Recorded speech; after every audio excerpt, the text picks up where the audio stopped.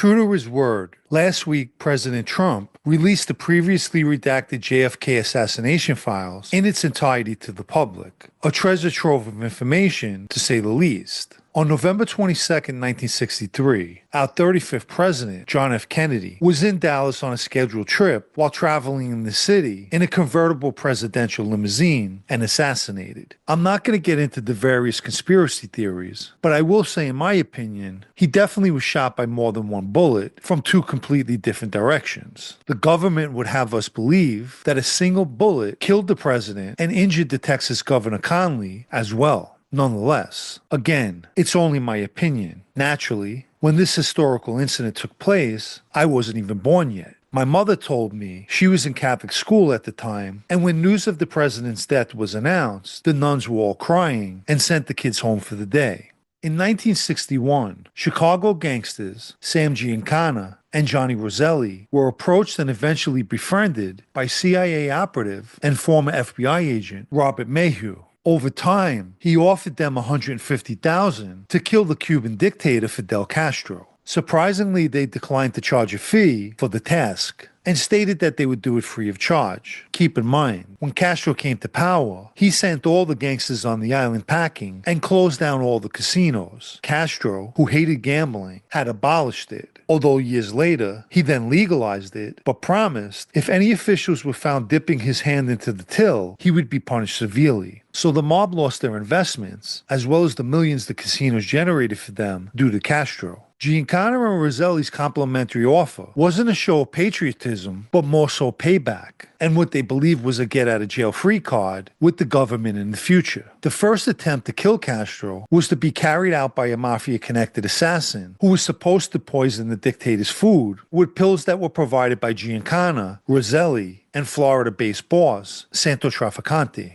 However, the plot never panned out because the guy got cold feet. Another plot involved using Cuban exiles living in Miami that were linked to Trafficante and who would put together an anti-Castro force to overthrow and kill Castro. But that plot, too, never came to fruition. So without question, the CIA was trying to use the mob to do their dirty work and willing to pay big money, which it was at the time, to reach their goals. Back to the story. The 35th President of the United States, John F. Kennedy, was assassinated on November 22, 1963. As stated, during a scheduled visit to Dallas, President Kennedy was traveling in his motorcade and riding in a convertible 1961 Lincoln Continental limousine when he was shot. We know that Lee Harvey Oswald was the suspected shooter. Throughout the years, as many of us are aware of, this incident is replete with conspiracy theories. And while browsing the newly released files, it's apparent that the CIA had their hands in a great deal of historical events during that era, as did the FBI as well. Like the example given regarding Castro, where there was a clear indication the CIA attempted collaboration with the mob. One thing to be mindful of is that the two government agencies kept very close tabs on members of the mob back then. And despite their learning of comments that would normally raise eyebrows, nothing was done. For instance, in August 1962, Santo Trafficante told an FBI informant, "Kennedy's not going to make it to the 1964 election. He's going to be hit." Now, recently a viewer posted a question about whether or not the FBI warned people that their lives were in jeopardy, as they once warned John Gotti. You would think when one of their informants repeated what Trafficante said, alarms would go off. That same month, they learned the words of New Orleans boss Carlos Marcello, who told a friend why it would be President Kennedy and not his brother Robert who would be killed. Over and above that, a New Orleans restaurant owner associated to Marcello was overheard saying, "There is a price on the president's head. Somebody will kill Kennedy when he comes down south."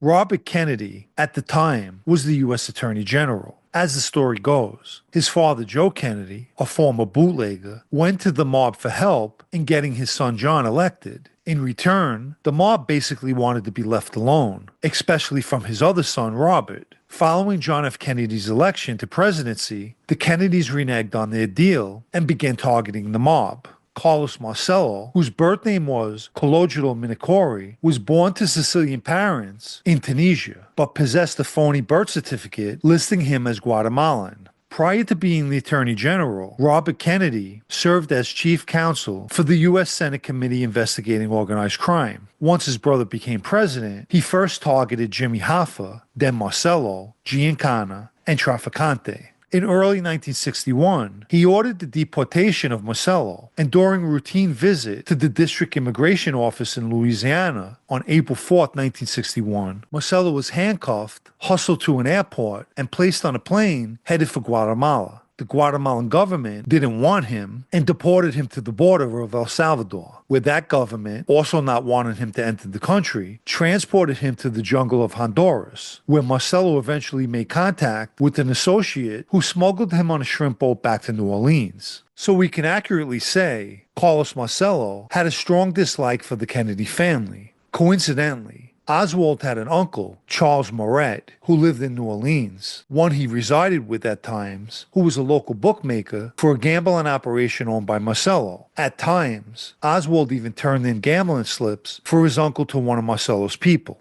2 days after Kennedy's assassination, in the basement of the Dallas police station, Oswald was being transferred from the city jail to the county jail when nightclub owner Jack Ruby managed to enter the police station basement without being questioned and walk past the security guard that was posted at one of the entrances. Within minutes, Ruby walked up to the escorted Oswald and shot him. According to reports, the FBI was forewarned about Ruby's intentions, but did nothing. Apparently, Ruby, whose birth name was Jacob Rubenstein, was closely associated to the mob boss in Dallas, Joe Savello, a dear friend of Marcello. A week after being arrested for Oswald's murder, Ruby placed the name Joseph Campisi on his list and asked the sheriff to place a call and request a visit. Subsequently, Campisi visited Ruby at the jail. He was a member of the Dallas mob that was run by Savello. If you haven't liked this video yet, please take a second to do so, as it helps with YouTube's algorithm. Also, if anyone would like to show their appreciation for videos like this, or help me to continue making them, you can do so by donating with the Super Thanks icon down below, or through the PayPal Cash App links in the video's description. Frank Regano, a known mob lawyer who represented both Hoffa and Trafficante, claims that Trafficante personally told him, in Italian, that the Mafia was involved in Kennedy's assassination and said, "Carlos fucked up. We shouldn't have killed Giovanni. We should have killed Bobby."